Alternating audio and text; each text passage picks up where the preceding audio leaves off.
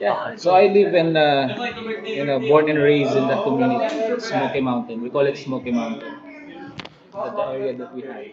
The trash was The burning. trash, the German trash. So it was a dump site before. The first dump site in whole entire Metro Manila. I was born and raised there, and then I lived there. I grew up, you know. And when I was a 4 years old kid, my mom and dad passed away when I was 4 years old. And my siblings take care of me because we have no parents. They're gonna pass me, my siblings, my sisters. Gonna pass me to other sisters, but they don't like me. I don't know why.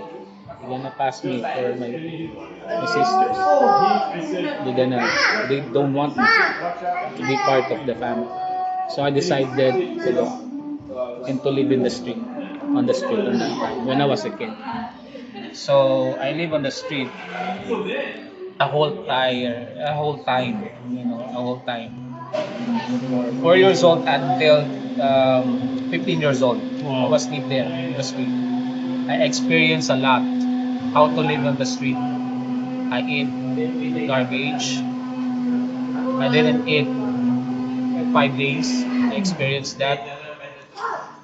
I was, living the center of island. We call it in the sidewalk. I sleep there. I had no home. I do scavenging in the street. So I have no home. And then when I turned 16 years old, but at the same time, I when I was scavenging and living in the street, I'd go to school. So my friends are going to school. They were always together, playing together. Now I realized they encouraged me. Yeah, how could you go to the school? You're not going to school. Join with us. And then because my friends are there, I'm going also. So I decided to go to school. At the same time, when I go to school in the morning, I go back and then scavenging. That's my when I was a kid. That's my life. Then after that, 16 years old. When I was 16 years old, I'm gonna stray like another way. So in our community, it's hard to live. It really was Yeah. because of the surrounding. The environment. Yeah. It's hard. The poverty. Anything is there. The vices, the drugs, anything is there. The bad habits is there. Anything. So it's hard. When I was a teenager, it's hard to live in that kind of community. So I'm gonna end what doing that community. So when I was 16 years old, I'm drinking, taking cigarette, taking marijuana when I was 16 years old with another friends. So that is my life. When I grow up, like 23 years old, 24 years old, that is my entire life. A whole circle of my life. They can run and run like that every day. I was woke up in night and sleep in the day, like vice versa. Mm. You know, woke up in the night and then sleep in the day when I was in that age. And then 2015, that's 2015. So I was always sleeping in the one of the rooftop in the building. That is my room. And then that night, I was sleeping there. I was in the heavy rain. In heavy rain. I know there's a God because my family background is Catholic. Mhm. I go to church and I know there's a God, but there is no relationship in my church. I know there's a God. And in the heavy rain, in the middle of the heavy rain, I question him. I tell him, why did you allow all of these things happen in my life? I have no parents. I have no family. I live alone. My life is so hard. And I questioned him, why did you allow all of these things happen in my life? I said to him, I'm done. I said to him, I'm really done. I'm done. I want to take my life on that night. In the middle of the rain, I was crying. I was crying.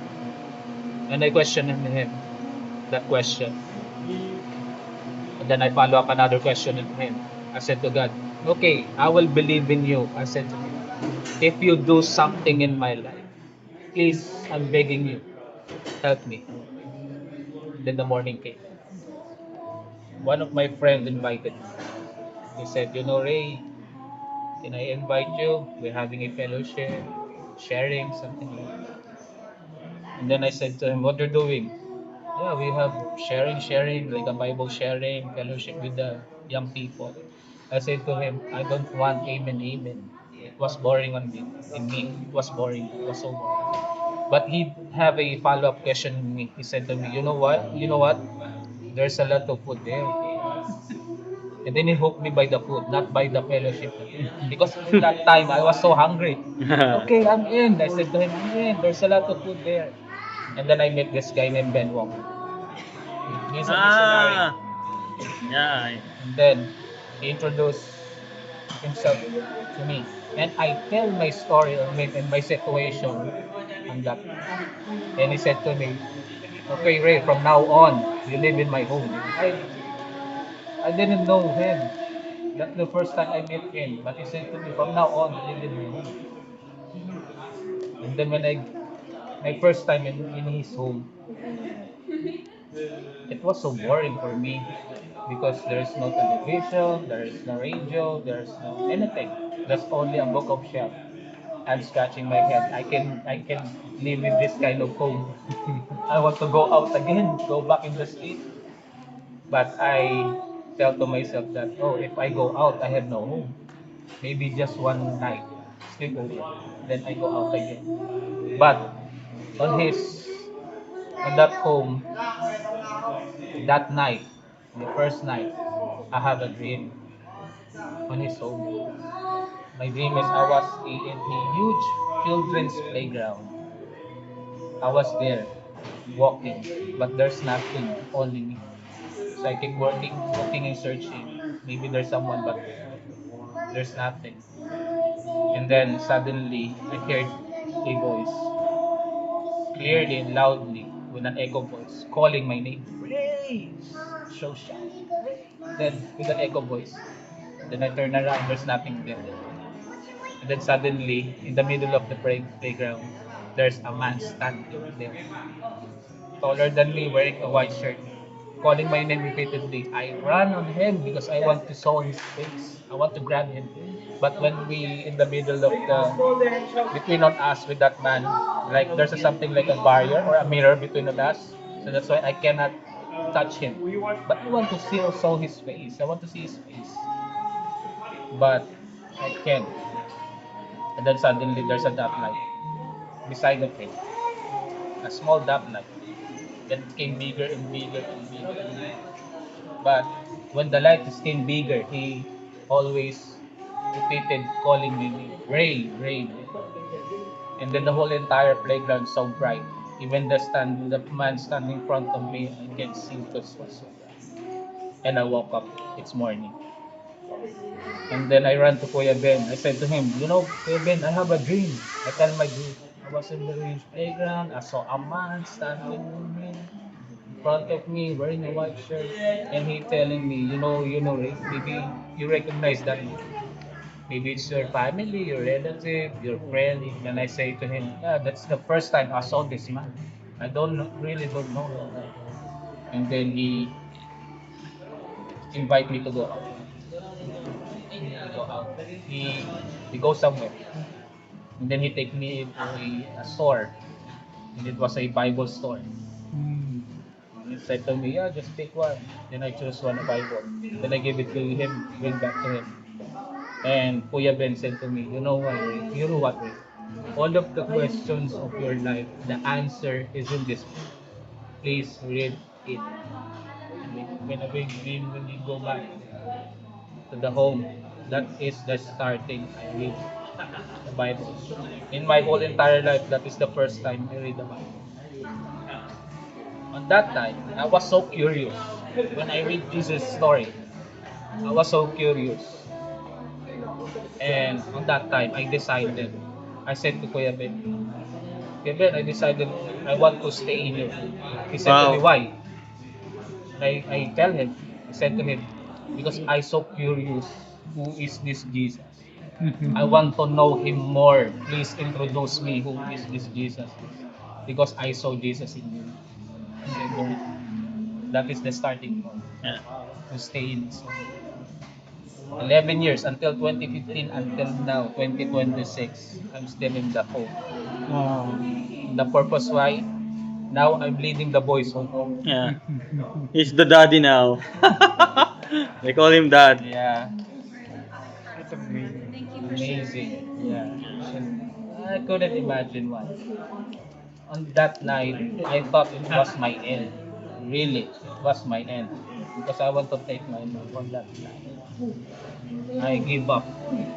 I really give up. But God saw me in the middle of the rain. Then I saw a picture that when Peter drowned, I saw Yeah. Jesus hand giving me. I Mm. was so drowned, and Jesus give his hand to me. That is the picture. Amen. That's Yeah. beautiful. And yeah, now I'm leading the boys home. Can you imagine? Now I'm also missionary in Kids International. Yeah, he's a full-time missionary as well. Yeah, full time schooling also in the Bible school. Yeah, we're both. So yeah, helping the boys, the youth in our community, and I saw the purpose of it. Yeah, So I saw. He showed me, Ray, this is your purpose of it. yeah. When God calls someone, He enables them from His very youth. Yes, He trains them yes. for a particular purpose. So that is my story. Amen. And, It's wonderful. yeah, thank you.